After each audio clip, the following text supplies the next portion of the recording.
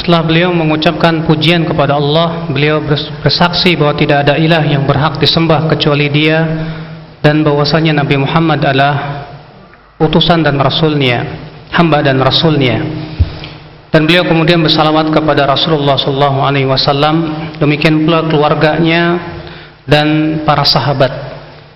Kemudian beliau berdoa, ya Allah, ajarkan kepada kami apa yang Kau telah ajarkan kepada kami, dan berikan kepada kami tambahan ilmu, dan berikan kepada kami kebaikan di dalam perkara-perkara kami, dan jangan Engkau serahkan kepada kami sekejap mata pun juga. Amma ba'd, wahai saudara-saudaraku sekalian, ini adalah merupakan saat-saat yang baik kita berkumpul di sini, yaitu untuk membahas sebuah ayat ini dari ayat-ayat kitabullah, yaitu dalam surat Al-Ahzab. Dan Al-Quran, kata beliau, sebagaimana sesuatu yang tidak tersembunyi kepada kita, ia adalah merupakan kitab yang penuh dengan hidayah. Sebagaimana Allah berfirman, inna hadzal Qur'an, sesungguhnya Al-Quran ini yahdi lillati hiya aqwam, memberikan hidayah kepada yang lebih tertunjuki. Dan hidayah Al-Quran, hidayah yang banyak pada setiap pintu-pintu kebaikan, pada setiap pintu-pintu yang as-salah. Oleh karena itulah ia sangat bermanfaat untuk kaum mukminin dalam seluruh perkaranya, baik di dunianya maupun di dalam kehidupan akhiratnya. Allah Ta'ala berfirman, an-nabiyyu awla bil mu'minina min anfusihim. Nabi lebih layak kepada kaum mukminin daripada diri mereka sendiri. Di mana ayat ini mencakup banyak sekali hidayah-hidayah yang wajib kita untuk memperhatikannya. Karena ayat ini mencakup sebuah pintu yang agung, bab yang besar tentang kedudukan Rasul sallallahu alaihi wasallam dan betapa mulianya beliau.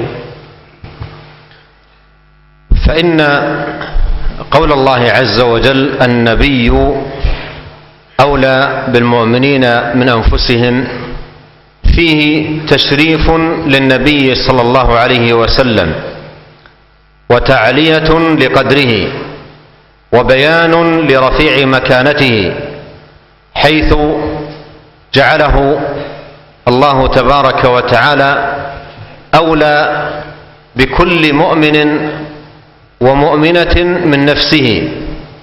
قد جاء في الصحيح عن نبينا صلى الله عليه وسلم أنه قال إني أولى بكل مؤمن ومؤمنة من نفسه. ثم تلا هذه الآية النبي أولى بالمؤمنين من أنفسهم.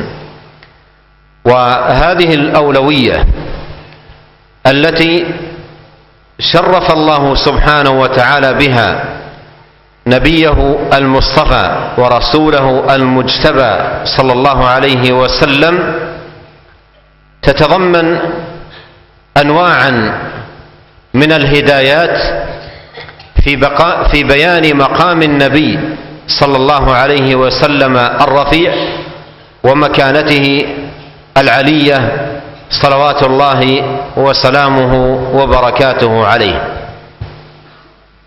Karena sesungguhnya firman Allah Subhanahu wa taala, an-nabiyyu aula bil mu'minina min anfusihim. Nabi lebih layak kepada kaum mukminin dari diri mereka sendiri. Menunjukkan bahwa ayat ini, yaitu Allah Subhanahu wa taala mengangkat derajat beliau, memuliakan beliau dalam kedudukannya, di mana Allah Subhanahu wa taala menjadikan Nabi sallallahu alaihi wasallam lebih layak untuk diri mereka sendiri, di mana Allah Subhanahu wa taala menjadikan Nabi sallallahu alaihi wasallam lebih layak untuk kaum mukminin daripada diri mereka sendiri. Artinya kaum mukminin wajib untuk mendahulukan Nabi daripada dirinya sendiri. Sebagaimana disebutkan dalam As-Sahih bahwa Rasulullah SAW bersabda, sesungguhnya aku lebih layak untuk didahulukan oleh seorang mukmin dan mukminah dari dirinya sendiri. Kemudian beliau pun membacakan ayat tersebut, di mana ketinggian yang Allah Subhanahu wa taala muliakan Nabi SAW ini mencakup berbagai macam hidayah yang menyebutkan tentang penjelasan kedudukan Nabi SAW yang mulia dan kedudukan beliau yang tinggi. فمما تضمنته هذه الآية من هدايات أن النبي الكريم عليه الصلاة والسلام أحرص على كل مؤمن من نفسه، وأنصح لكل مؤمن من نفسه، وأشفق على كل مؤمن من نفسه، فهو عليه الصلاة والسلام أولى بكل مؤمن من نفسه، ففي ذلك عظيم حرصه وكمال شفقته وتمام نصحه صلى الله عليه وسلم. وقد قال الله تعالى: لقد جاءكم رسول من أنفسكم عزيز عليه ما عنتم حريص عليكم بالمؤمنين رؤوف رحيم. Di antara hidayah yang terkandung dalam ayat ini bahwa Nabi Shallallahu Alaihi Wasallam lebih semangat terhadap kaum mukminin dari dirinya sendiri, lebih sayang terhadap kepada setiap mukmin daripada dirinya sendiri. Maka Shallallahu Alaihi Wasallam lebih layak untuk setiap mukmin daripada sendirinya sendiri. Sebagaimana ini merupakan menunjukkan akan kesempurnaan nasihat beliau. Sebagaimana juga Allah Ta'ala berfirman, laqad ja'akum rasulun min anfusikum, sungguh telah datang kepada kalian seorang rasul dari diri kalian, azizun alaihi ma anittum, merasa berat terhadap apa yang menimpa kalian, harisun alaikum, begitu sangat semangat memberikan hidayah kepada kalian, bil mu'minina raufur rahim, dan sangat sayang dan lembut kepada kaum mukminin.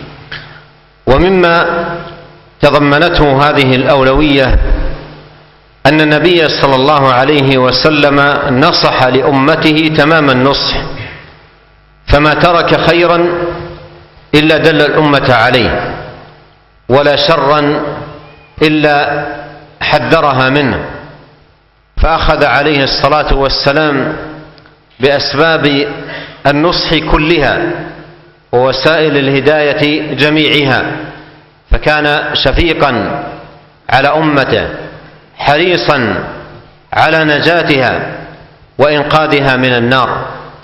وضرب عليه الصلاة والسلام في هذا الباب مثلا بديعا يبين كمال بيانه وتمام هدايته صلى الله عليه وسلم لأمته. يقول صلى الله عليه وسلم: إن مثلي ومثلكم كمثل رجل استوقد نارا فأخذت الفراش والدواب تتساقط فيها، وأنا آخذ بحجزكم وأنتم تقحمون فيها. فالنبي صلى الله عليه وسلم آخذ بحجز الناس نصحا وبيانا وتحذيرا من أن يدخلوا النار، ويأبى أكثر الناس إلا أن تكون حاله أحقر من حال الفراش. أليس نرى الفراش عندما توقد النار كيف يتساقط فيها؟ فإن كثيرا من الناس تصبح حاله كحال أسوأ من حال الفراش الذي يتساقط في النار. فإن النبي عليه الصلاة والسلام حذر وأنذر وبين ونصح، ويأبى أكثر الناس إلا عصيانا ونفورا وإعراضا عما جاء به صلوات الله وسلامه وبركاته عليه. ولهذا قال في الحديث الآخر: كل أمتي يدخلون الجنة إلا من أبى. قالوا: ومن يأبى يا رسول الله؟ أي من الذي يقال له ادخل الجنة ويقول لا أريد؟ قالوا: ومن يأبى يا رسول الله؟ قال: من أطاعني دخل الجنة ومن عصاني فقد أبى. Kemudian di antara hidayah yang terkandung dalam ayat ini bahwa Nabi Sallallahu Alaihi Wasallam telah menasihati umatnya, segala kebaikan telah ditunjukkan oleh beliau, segala keburukan telah beliau peringatkan darinya, semua wasilah hidayah telah beliau jelaskan kepada kita semuanya. Karena saking sayangnya beliau, saking semangatnya beliau untuk keselamatan umatnya, bahkan Nabi SAW memberikan sebuah perumpamaan yang indah, yang menjelaskan tentang kesempurnaan hidayah beliau kepada umatnya. Beliau bersabda, sesungguhnya perumpamaanku dan perumpamaan umatku itu seperti seorang laki-laki yang menyalakan api. Lalu kemudian laron-laron dan binatang-binatang kecil itu pun dia ingin jatuh ke dalam api tersebut. Sementara aku, kata Rasulullah, berusaha untuk memegang ikat pinggang kalian agar tidak jatuh kepadanya, tapi kalian malah nekat untuk masuk ke dalamnya. Ini dia Nabi SAW berusaha untuk memegang ikat pinggang umatnya agar tidak masuk dalam api neraka karena kesempurnaan nasihat beliau. Akan tetapi kebanyakan manusia malah enggan. Sebagaimana kita melihat, kata Rasulullah, kata beliau, bahwa binatang-binatang kecil, laron-laron itu berusaha masuk ke dalam api dan jatuh ke dalamnya, tapi Nabi SAW berusaha untuk menyelamatkannya. Sebagaimana kita lihat banyak manusia, mereka malah enggan kecuali untuk berbuat maksiat dan menyalahi perintah Rasulullah SAW. Oleh karena itulah beliau bersabda, setiap umatku pasti masuk surga kecuali yang enggan. Lalu mereka bertanya, siapa yang enggan wahai Rasulullah? Maka Rasulullah SAW bersabda, siapa yang mentaatiku maka pasti ia masuk surga, dan siapa yang tidak mentaatiku maka ia telah enggan masuk surga. ومما يدخل تحت هذه الأولوية التي دل عليها قول الله تعالى النبي أولى بالمؤمنين من أنفسهم وجوب تقديم محبة النبي الكريم صلى الله عليه وسلم على محبة النفس ومحبة الوالد ومحبة الولد ومحبة الناس أجمعين. قال الله تبارك وتعالى قل إن كان آباؤكم وأبناؤكم وإخوانكم وأزواجكم وعشيرتكم وأموال اقترفتموها وتجارة تخشون كسادها ومساكن ترضونها أحب إليكم من الله ورسوله وجهاد في سبيله فتربصوا. وجاء في صحيح البخاري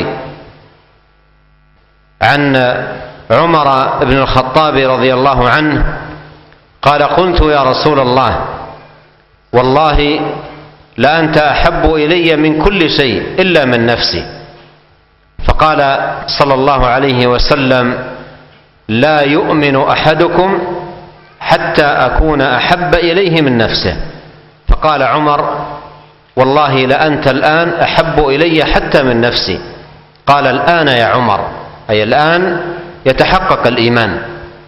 وجاء في الصحيحين عن أنس رضي الله عنه أن النبي صلى الله عليه وسلم قال لا يؤمن أحدكم حتى أكون أحب إليه من والده وولده والناس أجمعين.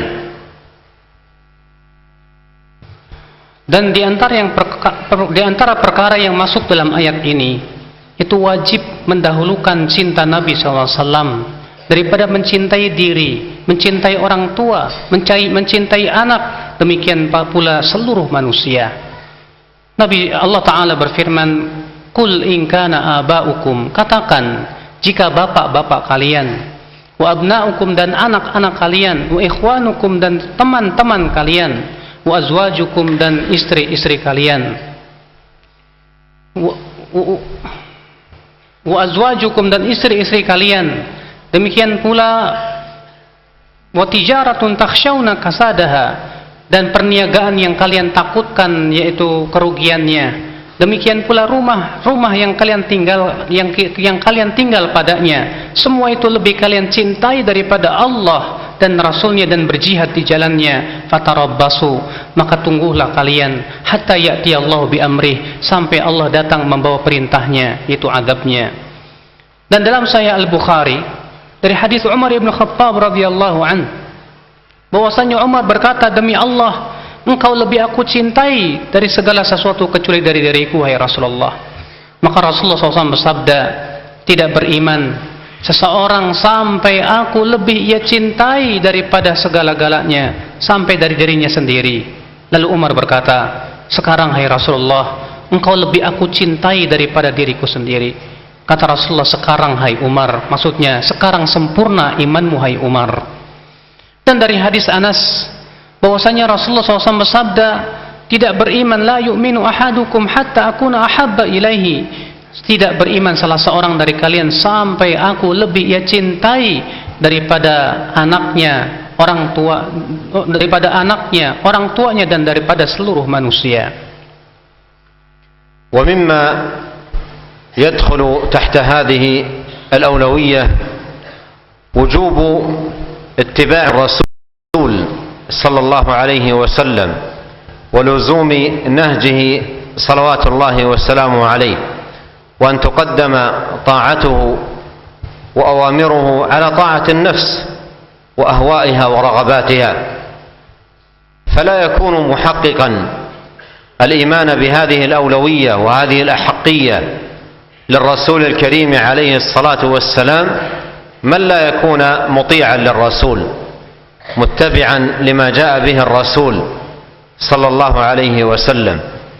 ولهذا فإن أمارة الإيمان بهذه الأولوية وأمارة صدق المحبة للرسول الكريم عليه الصلاة والسلام أن يكون العبد متبعا للنبي صلى الله عليه وسلم، كما قال الله تعالى: قل إن كنتم تحبون الله فاتبعوني يحببكم الله ويغفر لكم ذنوبكم والله غفور رحيم. قال الإمام ابن كثير رحمه الله تعالى عند تفسيره لهذه الآية قال: هذه الآية حاكمة على كل من ادعى محبة الله دون اتباع للنهج النبوي والسبيل المحمدي بأن دعواه كاذبة.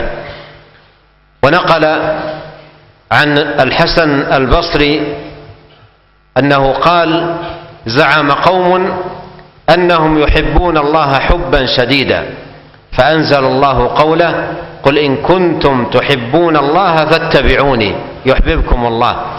فهذه الآية يسميها أهل العلم آية المحنة، أي من ادعى محبة الله ومحبة رسوله فليمتحن نفسه في ضوء هذه الآية الكريمة، هل هو متبع للرسول عليه الصلاة والسلام أو غير متبع للرسول عليه الصلاة والسلام. فإذا كان متبعا للرسول صلى الله عليه وسلم فهذه علامة بينة وأمارة واضحة على صدق محبته. وأما إذا كان غير متبع للرسول الكريم صلى الله عليه وسلم فهذه أمارة على ضعف هذه المحبة أو عدمها بحسب حال المرء في هذا الباب.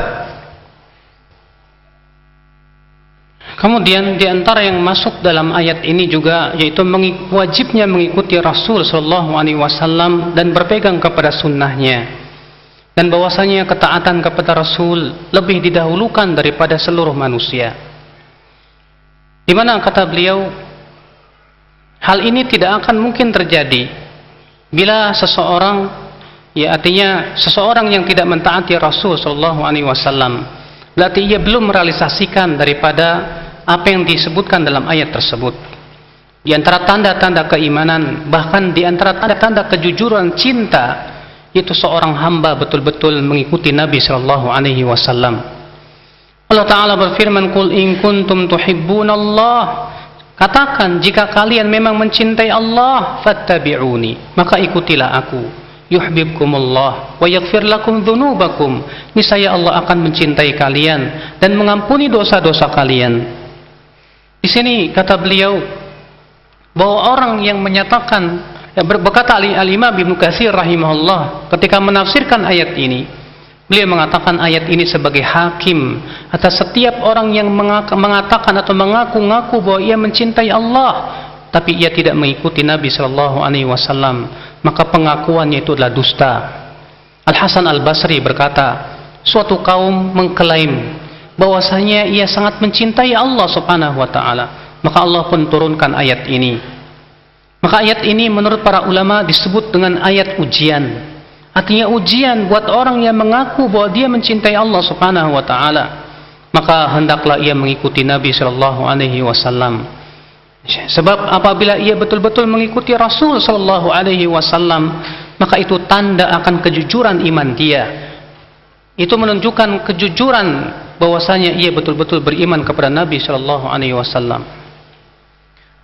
ومما يدخل تحت هذه الأولوية ما دل عليه الحديث الذي رواه الإمام أحمد في مسنده وغيره أن النبي صلى الله عليه وسلم قال إنما أنا لكم بمنزلة الوالد أعلمكم.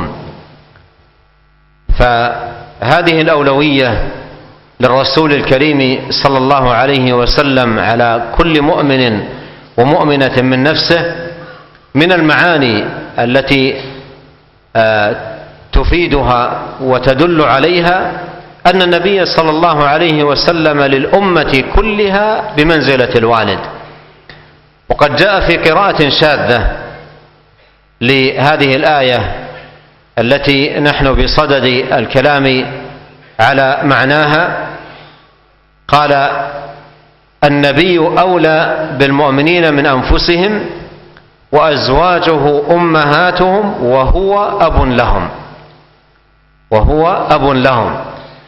وهذه الأبوة أبوة دينية، وهي لا تتنافى مع ما دل عليه قول الله تبارك وتعالى في سورة الأحزاب ما كان محمد أبا أحد من رجالكم ولكن رسول الله.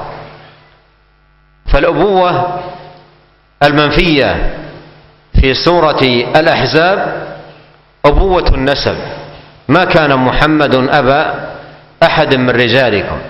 أما الأبوة المثبتة في قوله وهو أب لهم وهي قراءة شاذة، وفي قوله إنما أنا لكم بمنزلة الوالد، فهذه أبوة دينية وفرق شاسع وبون كبير بين الأبوتين، شتان بين أبوة روحانية دينية وأبوة جثمانية بدنية، شتان بين هاتين الأبوتين وما تستوجبه كل منهما. فالنبي صلى الله عليه وسلم أب لأمته أبوة دينية، يعلم ويوجه وينصح ويهدي لكل خير، ما ترك خيرا إلا دل الأمة عليه ولا شرا إلا حذرها منه.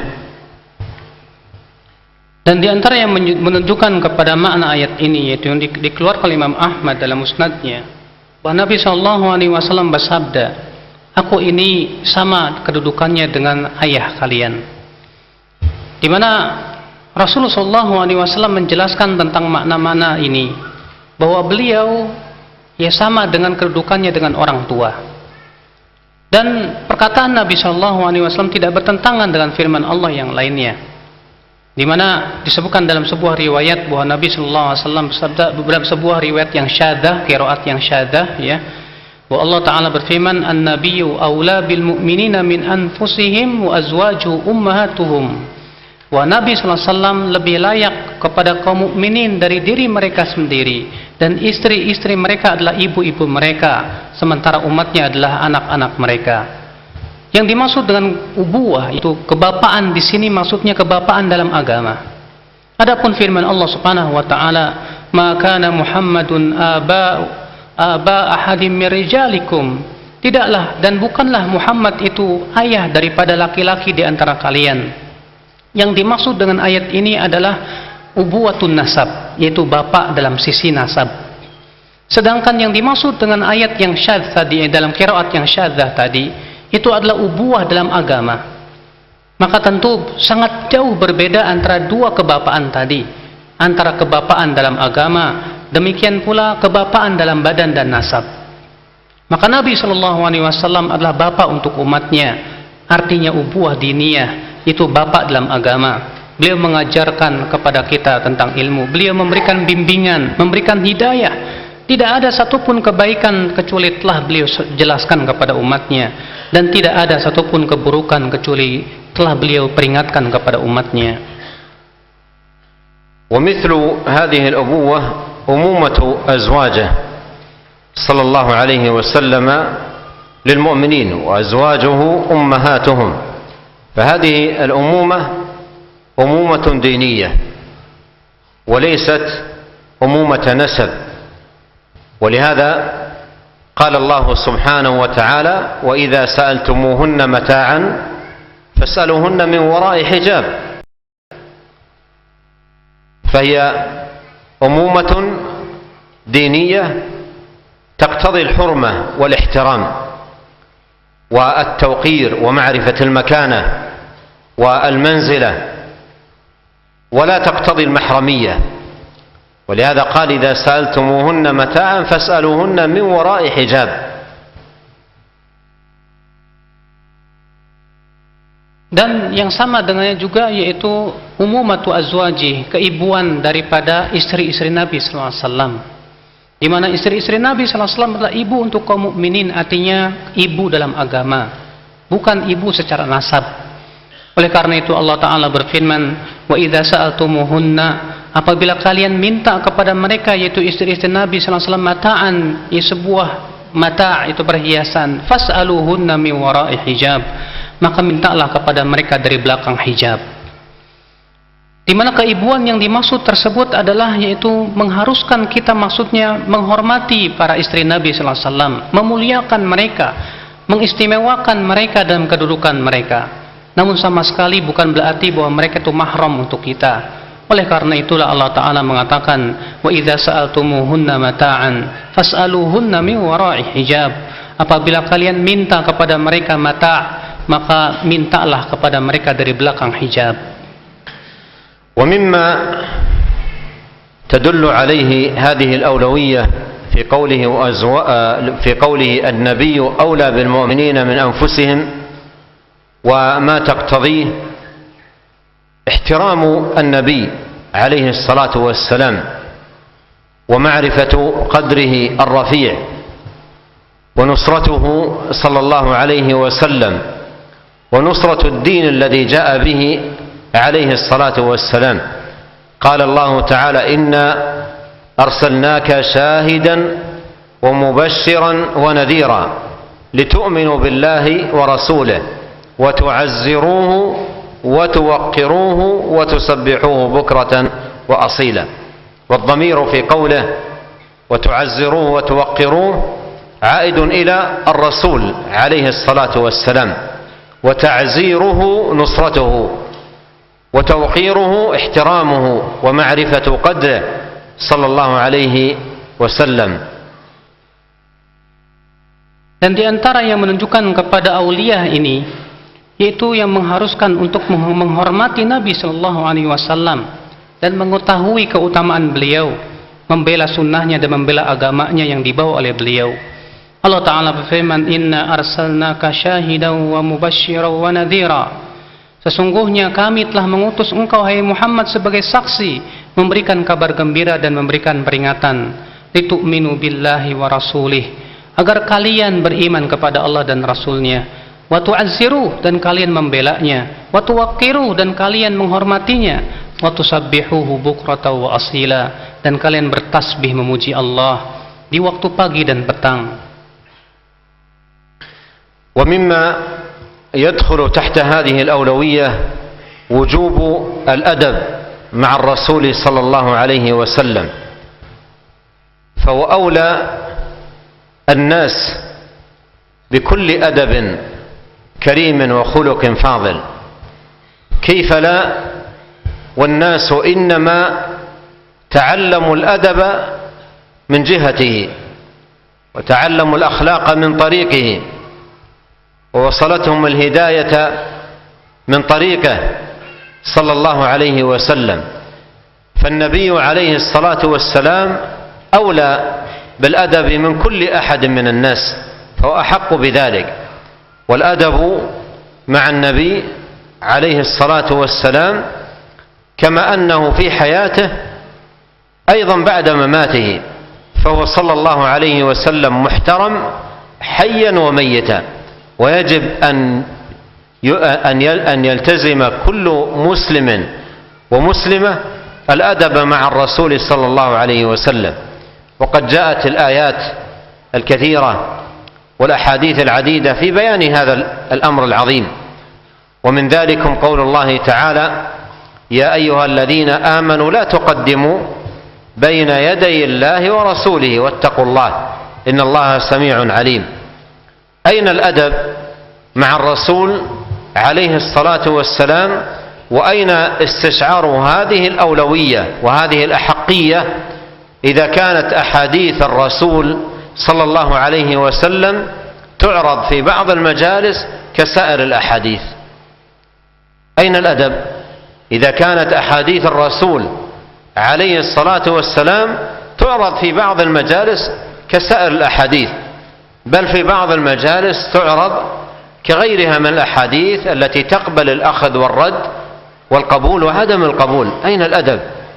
أين المعرفة بهذه الأحقية وهذه الأولوية التي شرف الله سبحانه وتعالى بها رسوله الكريم صلوات الله وسلامه وبركاته عليه؟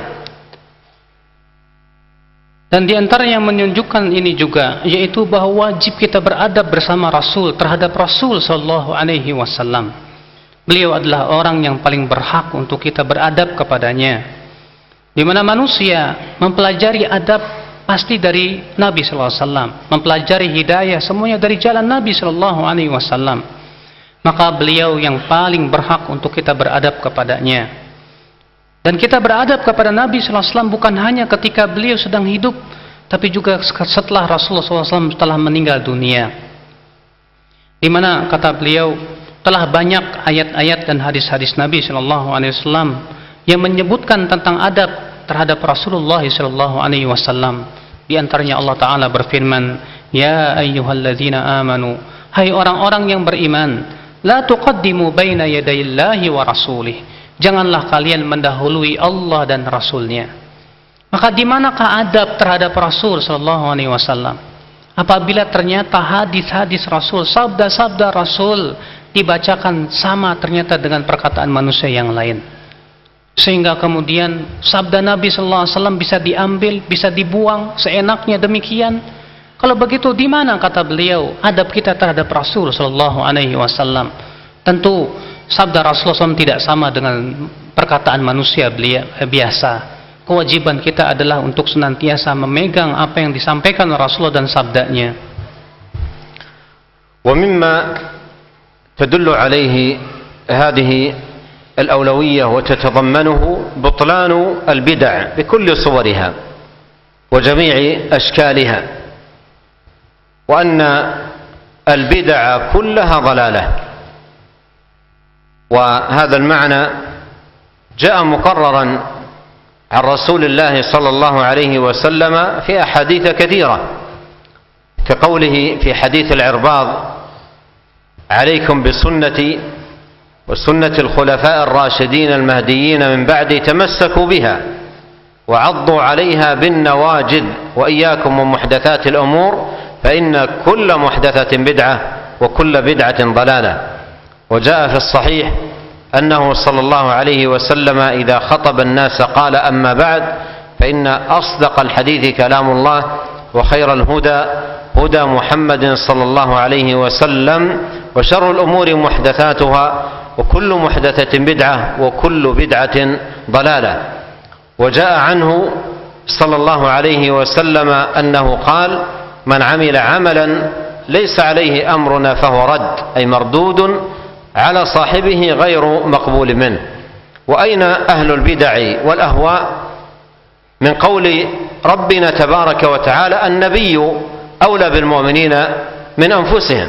فلو كانت هذه البدع التي يمارسونها حقا وهدى لما تركها هذا النبي الكريم عليه الصلاة والسلام، ولما أغفل بيانها لأمته، وهو أولى بكل مؤمن ومؤمنة من نفسه، وأنصح لكل مؤمن ومؤمنة من نفسه.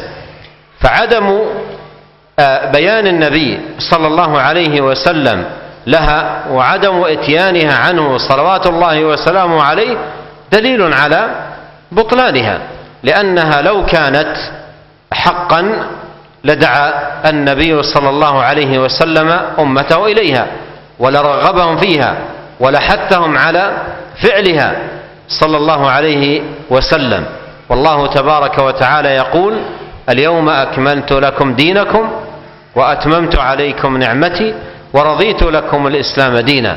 ولهذا يقول الإمام مالك رحمه الله تعالى: من قال في الدين بدعة حسنة فقد زعم أن محمدا صلى الله عليه وسلم خان الرسالة، لأن الله يقول: اليوم أكملت لكم دينكم وأتممت عليكم نعمتي ورضيت لكم الإسلام دينا.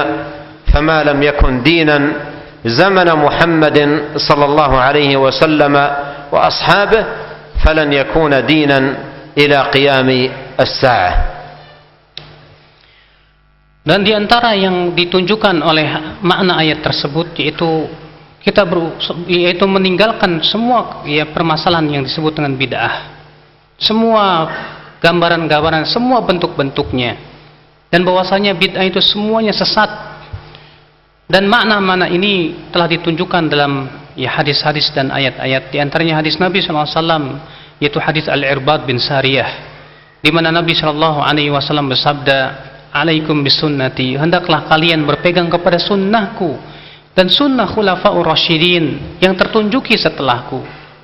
Berpeganglah ia, ya kuat-kuat, dan gigitlah ia dengan gigi geraham." Dan disebutkan dalam As-Sahih juga bahwa Nabi SAW apabila berkhutbah beliau berucap, "Amma ba'd, fa inna asdaqal hadis kitabullah." Sesungguhnya perkataan yang paling jujur adalah perkataan yang paling benar adalah kitabullah, dan sebaik-baiknya petunjuk adalah petunjuk Rasulullah, dan seburuk-buruknya perkara adalah yang diada-adakan, dan setiap yang diada-adakan itu adalah bid'ah, dan setiap bid'ah itu adalah sesat. Dan disebutkan pula dalam hadis bahwa Nabi SAW bersabda, "Man amila amalan laisa alaihi amruna fahuwa raddun." Barang siapa yang mengamalkan suatu amalan yang tidak ada di atasnya perintah kami, maka ia tertolak. Maka di mana ahli bid'ah itu dari firman Allah Ta'ala ini, "An-nabiyyu aula bil mu'minina min anfusihim." Di mana mereka daripada ayat ini bahwa Nabi SAW lebih berhak untuk kaum mukminin dari diri mereka sendiri. Kalaulah kebid'ahan itu perkara yang benar, tentu Nabi SAW tidak akan diam. Tentu Nabi SAW akan menjelaskan dengan perkataan dan perbuatannya. Maka ketika seseorang memperhatikan adab Nabi SAW dan berusaha untuk mengikuti Rasul SAW, maka ia telah mengikuti Rasul. Dan kalaulah ia itu perkara yang bid'ah itu adalah perkara yang hak, tentu Nabi SAW tidak akan membiarkannya. Tentu Nabi SAW akan memerintahkan dan menjelaskannya. Oleh karena itulah Allah Ta'ala berfirman, "Al-yawma akmaltu lakum dinakum wa atmamtu alaikum ni'mati." Pada hari ini aku telah sempurnakan untuk kalian agama kalian, dan telah aku sempurnakan kepada kalian nikmatku kepada kalian.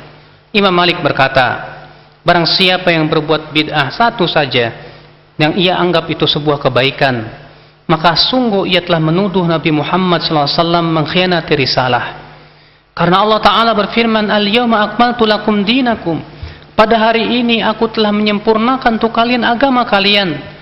Maka sesuatu yang pada hari itu bukan dari agama, bukan termasuk agama, maka pada hari ini pun tidak termasuk agama. ومما تتضمنه هذه الأولوية أهمية العناية بدراسة سيرته العطرة وشمائله المباركة وخصاله الشريفة الرفيعة صلوات الله وسلامه عليه. فإذا كان أولى بك من نفسك فحقيق بك أن تعنى بقراءة سيرته والاطلاع على شمائله.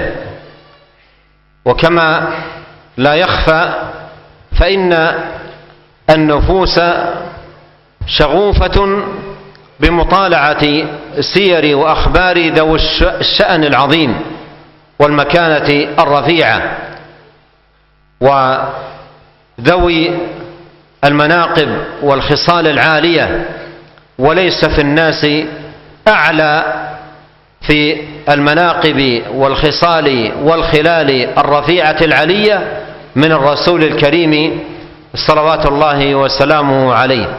وهذه المطالعة لسيرته والوقوف على شمائله تفتح بابا مباركا للعبد لحسن الاهتداء بهديه والائتساء بسيرته صلى الله عليه وسلم وجعله أسوة، كما قال الله تبارك وتعالى: لقد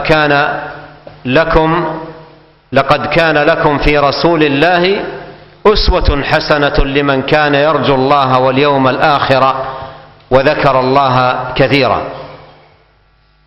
Kemudian di antara yang terkandung dalam ayat ini juga, ya pentingnya mempelajari tentang perjalanan hidup Nabi Shallallahu Alaihi Wasallam yang sangat mulia.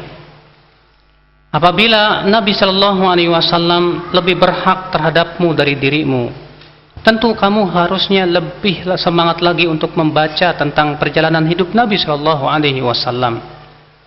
Karena perangai-perangai baik itu telah ada pada diri Rasulullah SAW. Tidak ada yang lebih tinggi perangainya, akhlaknya dan yang lainnya dari Rasulullah SAW. Ketika Anda berusaha mempelajarinya dan memperdalamnya, itu menunjukkan betapa Anda sangat mengambil hidayah darinya dan berusaha untuk mengikuti Rasulullah SAW dan menjadikan Rasul sebagai uswah hasanah, sebagai suri tauladan yang baik untuk Anda. Sebagaimana Allah Ta'ala berfirman, laqad kana lakum fi rasulillahi uswatun hasanah. Sungguh telah ada pada diri kalian, sungguh telah ada pada diri Rasulullah SAW untuk kalian, yaitu uswatun hasanah, yaitu suri tauladan yang baik. Untuk siapa? Untuk orang yang mengharapkan kehidupan, untuk orang yang banyak berzikir kepada Allah dan mengharapkan Allah dan kehidupan akhirat. وأسأل الله الكريم رب العرش العظيم بأسمائه الحسنى وصفاته العليا أن يوفقنا أجمعين للمعرفة أو لحسن المعرفة بهذه الأولوية والأحقية التي شرف الله بها رسوله الكريم صلى الله عليه وسلم، وأن يعمر قلوبنا بمحبته محبة صادقة مقدمة على محبة النفس والوالد والولد والناس أجمعين، وأن يوفقنا لحسن اتباعه ولزوم نهجه وترسم خطاه، وأن يعيذنا من البدع كلها، وأن يعيذنا من الفتن ما ظهر منها وما بطن، وأن يصلح لنا شأننا كله وألا يكلنا إلى أنفسنا طرفة عين، إنه تبارك وتعالى سميع الدعاء وهو أهل الرجاء وهو حسبنا ونعم الوكيل. صلى الله وسلم وبارك وأنعم على عبده ورسوله نبينا محمد وآله وصحبه أجمعين، والسلام عليكم ورحمة الله وبركاته.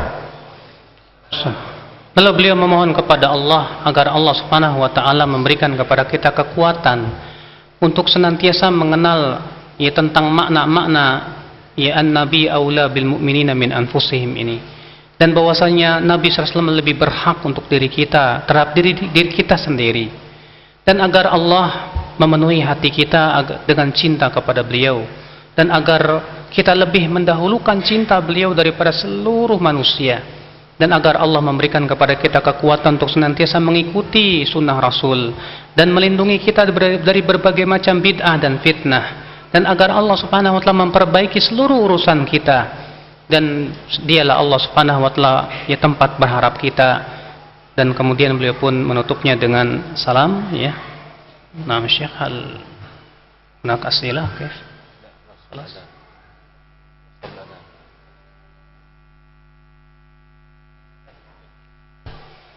Taib, mudah-mudahan apa yang disampaikan oleh beliau bermanfaat, terutama memahami tentang ayat ini bahwa Nabi SAW lebih berhak untuk diikuti, lebih berhak untuk kita cintai, dan mudah-mudahan ini bisa kita aplikasikan dalam kehidupan kita, dalam amalan kita.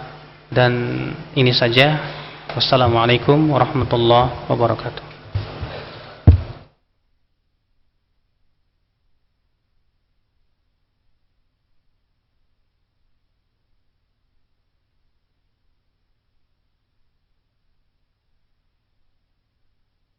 TV, saluran tilawah Al-Quran dan kajian Islam. وَالذَّاكِرِينَ اللَّهَ كَثِيرًا وَالذَّاكِرَاتِ أَعَدَّ اللَّهُ لَهُم مَّغْفِرَةً وَأَجْرًا عَظِيمًا.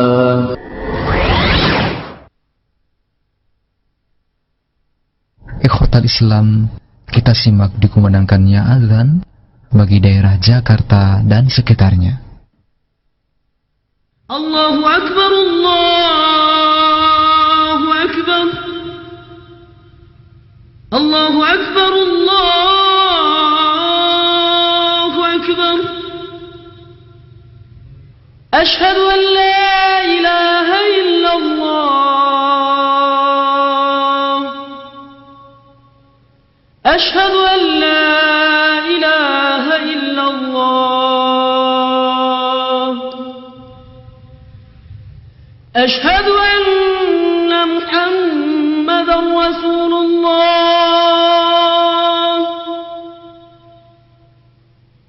أشهد أن محمدا رسول الله.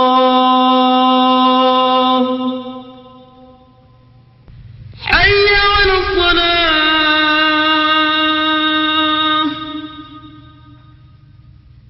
حي على الصلاة.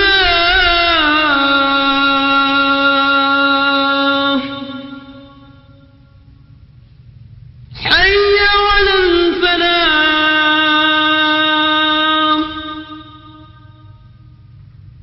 حي على الفلاح.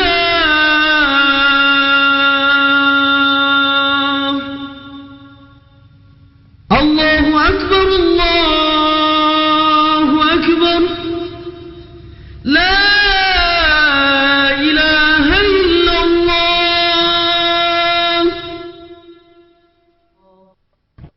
اللهم صل على محمد وعلى آل محمد كما صليت على آل إبراهيم إنك حميد مجيد. اللهم بارك على محمد وعلى آل محمد كما باركت على آل إبراهيم إنك حميد مجيد. اللهم رب هذه الدعوة التامة والصلاة القائمة آت محمدا الوسيلة والفضيلة وابعثه مقاما محمودا الذي وعدته.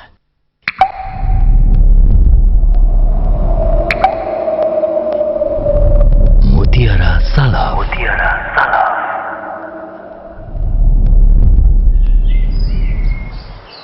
Imam Ibnu Katsir rahimahullah berkata, menurut pengertian syariat, ibadah itu adalah suatu ungkapan yang memadukan antara kesempurnaan rasa cinta, ketundukan, dan rasa takut.